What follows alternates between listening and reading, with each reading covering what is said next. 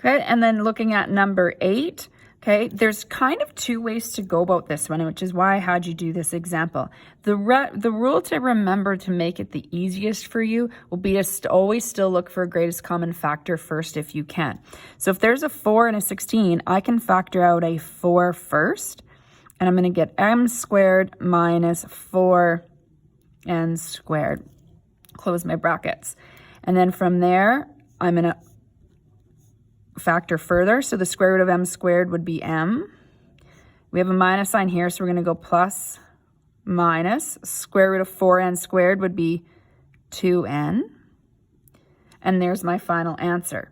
Now, I have a feeling, I'm just going to make some more room here, that many of you, and I could definitely see me doing this, because I go, hey, that's already a perfect square minus a perfect square. And that's okay if you recognize that and you opened up brackets right away.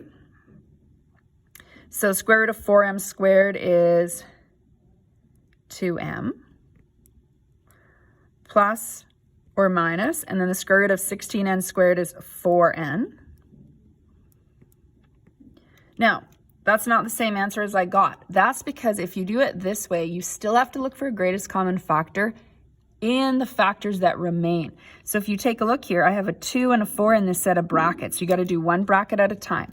So I still have a GCF of 2. So I actually have to factor out a 2 and then have m plus 2n here. And I got to then look at this factor, not saying both will have factors. In this case, they do. So I'm going to factor out a 2 here, and I'll have m minus 2n. And now I have pretty much the same answer. I just have to simplify it a little bit better. 2 times 2 is 4, so we write that coefficient of 4 out front, and then I write the factors that are in bracket behind that. And so I get the same answer. But it would be easier to do that first. You end up with smaller numbers to begin with, and you're not then going to forget. So just keep in mind, always look for greatest common factor first, and that'll just be the first step that you should always consider.